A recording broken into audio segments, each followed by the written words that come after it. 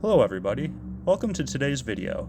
If you're new to the channel, which I'm sure many of you are because I have no subscribers, this is my 2002 Mustang GT convertible, also known as the New Edge. It's a 5-speed manual, has around 100,000 miles on it. I paid $2,500 for it. Needs a ton of work, so join me in my journey. That's Craig, he's a good boy. Anyways, welcome to the YouTube video and I appreciate you watching. Running into some issues with ordering parts. The water pump has multiple different styles that fit these years. There's 2 different styles of like propellers. There's also a couple different lengths. So I went to Advanced Auto, compared to what I had to what they had in stock. Long story short, none of them worked. And I ended up ordering a second one through Rock Auto. So the back and forth on all the parts is just prolonging this whole experience, but pretty sure I have the right one on the way. Hopefully it'll be here tomorrow. In the meantime, I'm going to work on getting the O-rings swapped out of these fuel injectors. Seems like it should be pretty straightforward, so we'll get into it. This is a normal part of the process. I'm not too familiar with fuel injected cars. When you guys get into it, do like a water pump or something like that, do you generally replace these? Or am I just going extra for no reason?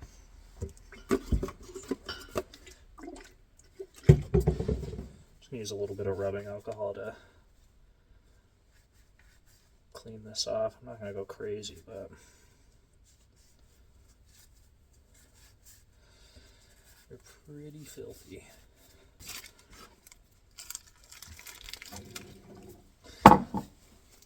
So I've seen some people use like a Vaseline. I bought this stuff for O-rings for my pool. Magic Lube. So just gonna put a little bit on the O-ring. This guy should just slide right over.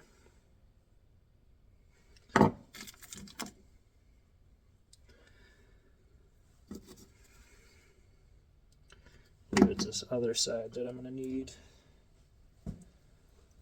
to use this little thing. Okay. See, this little hat covers it. Imagine it's not going to be fun to get it over this, but oh, it wasn't bad. There we go. Cleaned up better than it was. Has some new O-rings. So I'm going to go through that and do it for all 8. I'm doing it one at a time, so that way I can put the fuel injector right back where I got it from. Not 100% sure that's necessary, but if all those clipped back in, it'll look decent enough. I don't know if you can see down in here. This is real gross where the water pump came out. So I'm just going to clean this guy up, and then I'm going to call it a day and wait for the parts to come in. So it'll be a little bit of waiting for me, but it'll be next clip for you.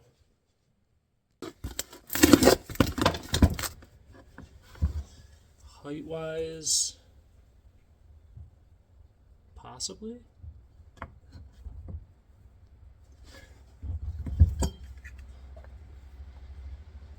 bottom is right. So upon further research, I'm seeing that this guy here is for like a fan, which it wasn't utilized. So I don't think these are far enough off to cause any issue. So I'm going to run with it. Throw this guy on and see how it works.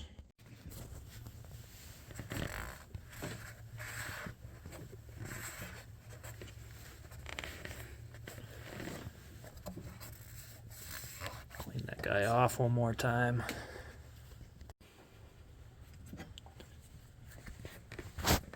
And when I put it in, I'm going to make sure this little hole is at the top, because that's how it was on the other one. But before I do, I'm going to put a little bit of that magic lube that I had on the O-rings for the fuel injectors and put it around this guy.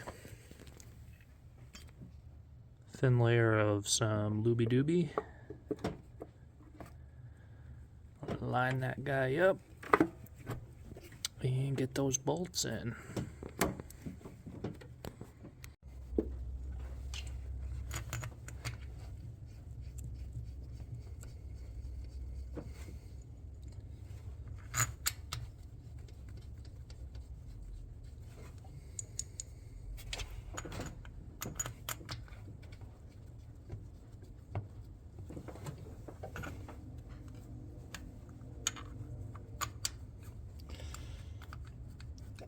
Now these are all hand tight.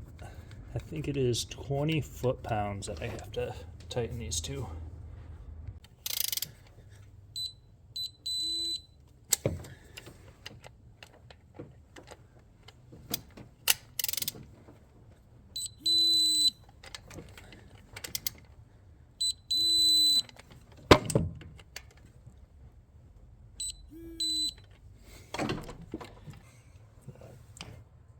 Threw some Loctite on these, and we'll put the pulley back on.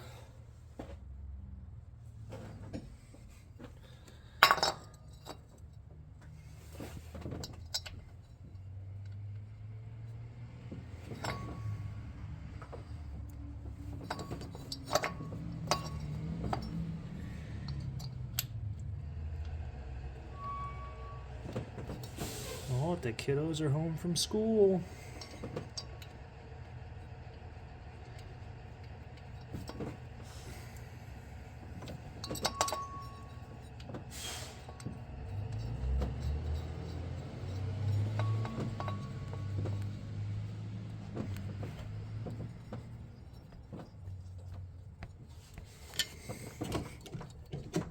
Hello, Daddy. Kiddos, how was school? Good. How was picture day? Good. Good.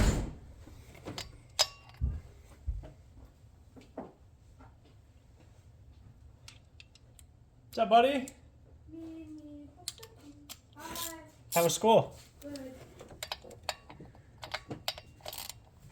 I gotta do a presentation kind of for Anne Frank's school. Anne Frank, huh?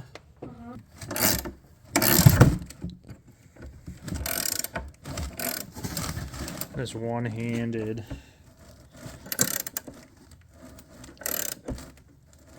Just getting it in here snug. Not gonna over tighten it. Right there. Ratcheting wrench for the win. This is the old style gasket. It went on the head and you'd set the intake on top of it. These new ones have them built right in, so there's no worrying about sliding around. Just set it on there, bolt it in, good to go. Let me know if these are as good as these, or do these fail quicker? Sorry to whip the camera around, make you dizzy. These fail quicker than the standard? I'd be interested to know.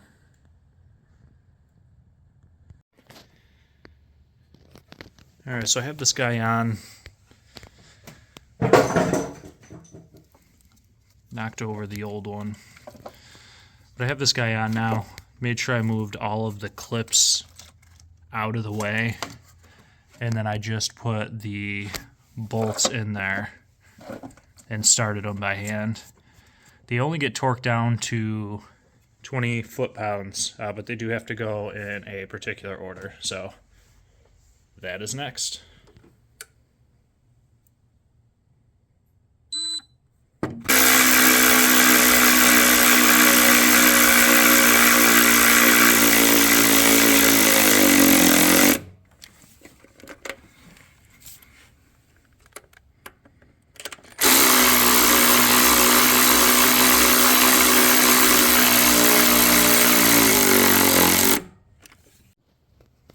Alright, so I had to pull this fuel rail back off so that I could get the coil packs in, but all the coil packs are in, plugged in, fuel rail back on, injectors are plugged in. So, coming together slowly. Trying to keep everything organized and out of the way.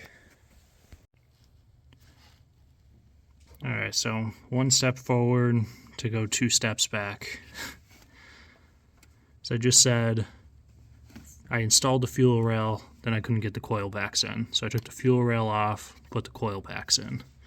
Now that I did that, I'm going to connect this guy and see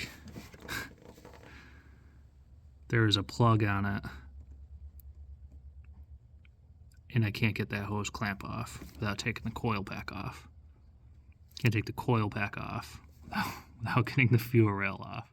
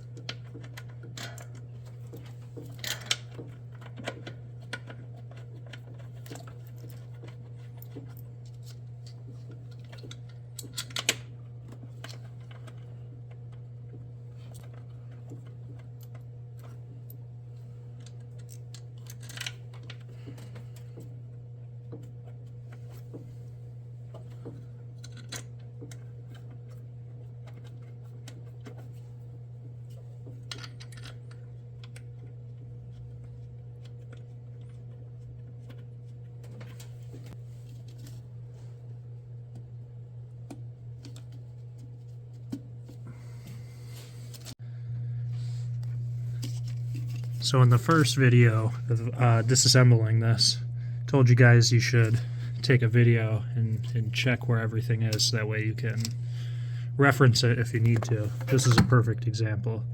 Wasn't quite sure where this guy went, so I referenced back to that video and noticed there's a spot to mount it there and another one there.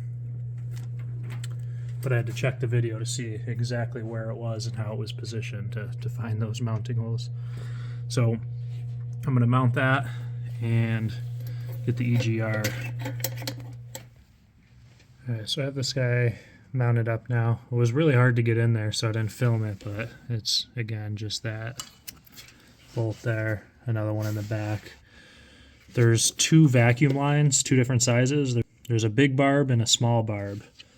Just hook those up to the ones that they match to. That guy, you know, goes to the back because there's barely any room to go anywhere other than there. And then again, same to that. So while I was stressing all the clips that this thing has, it's actually fairly easy to put it back together because the clips can only go so far and they're all different. So like the coil clips only go to the coils. Fuel rail clips go to the fuel rails, I guess the fuel injectors, so on and so forth. It's very self-explanatory putting it back together. Didn't even need the big old croissant, just the little guy to get the EGR back on. So I continue plugging everything back in and putting it back together. I do have to put the alternator and the alternator bracket on. But I should probably do the thermostat next. The thermostat I put in the 66. I drilled a little hole, but it looks like here has a little relief hole already in it. So I'm just going to put it in as is. A little O-ring. Should be good. This thing's filthy. So I'm going to clean it up with a wire brush first.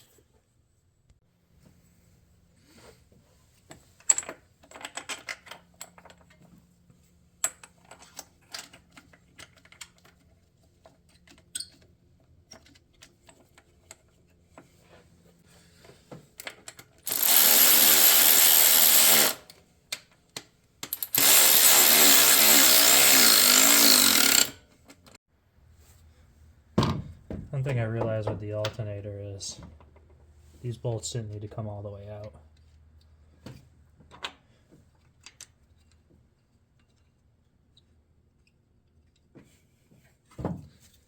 The alternator has Two little pigtails that'll set on it.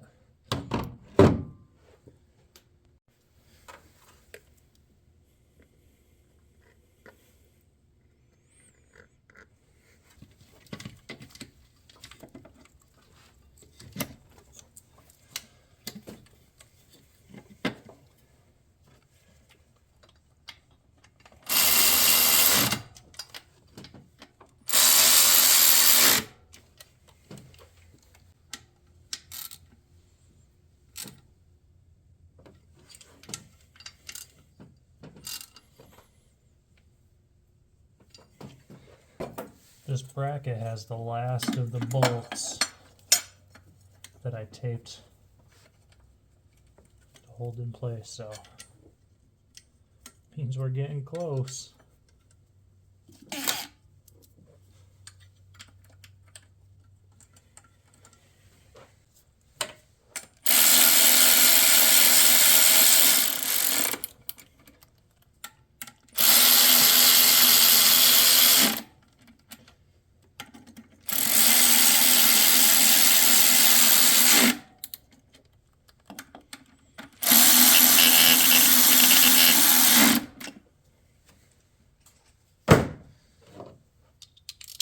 We are getting close, my friend.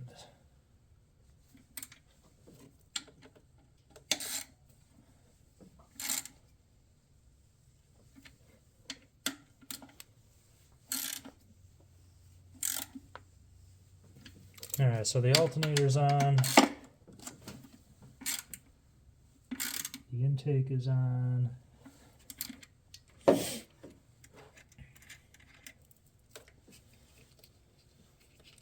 Water pump, thermostat.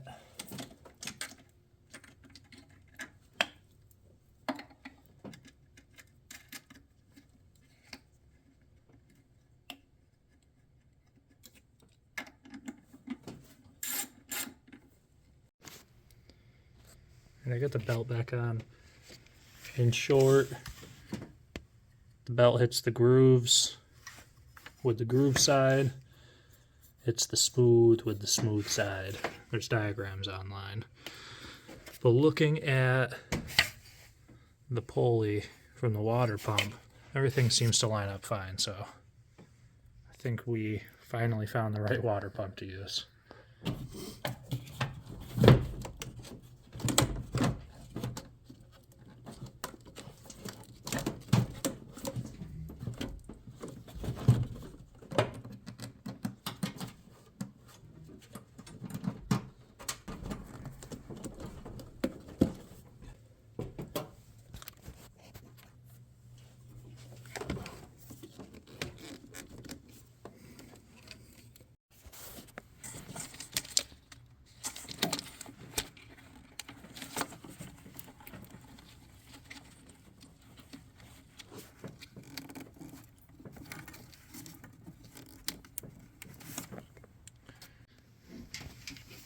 So with this guy pushed on, just a different angle from the last clip, it basically leaves this over, and this is what I mean by it's easy to just figure it out based off of the length.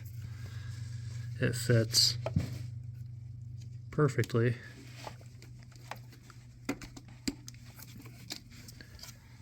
Where it needs to go. So I'm gonna do one check over, make sure I didn't miss any clips, any wires. Flush the cooling system. Not going to show that. Throw coolant in. I'll show you the startup and go for a ride, see if it actually fixed the issue.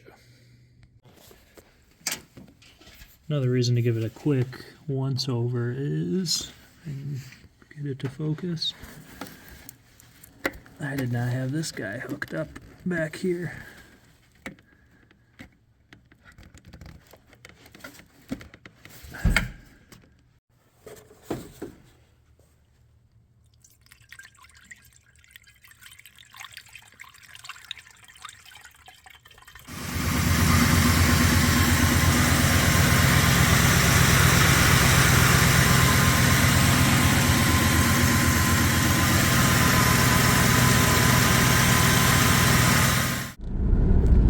Not 100% sure on if I took a video or not of what the issue was prior, but there was a lot of hesitation, and I also had a check engine light on for a misfire, which is why I changed the intake manifold.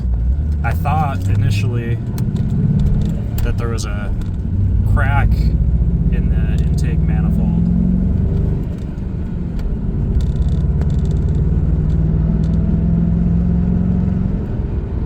Still got a hesitation though.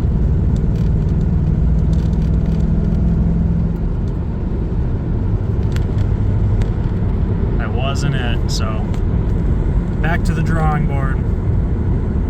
The shop that I brought the car to get it inspected, they fixed that no crank issue. They told me that the intake manifold had a crack in it. They wanted like $900 to replace it.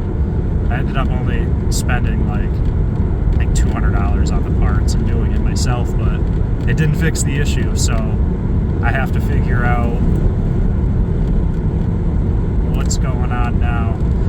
I don't know. I'm gonna drive it around for a while. I'm gonna let it throw some check engine light, hopefully, and I can try to diagnose it through there. I guess it could be something like a coil pack or a spark plug or something like that as well. It was a misfire on cylinder 7, if I remember correctly, and I swapped the coil pack and never ended up driving it enough to see if it changed the engine code. I just started tearing it apart. So if you have any recommendations on where to look, let me know. Otherwise, if you made it to this point, I do appreciate the support. Like, comment, subscribe. It does help out. Thank you. Just after I turned the camera off, I got that guy on. So, guess we'll see what the code is.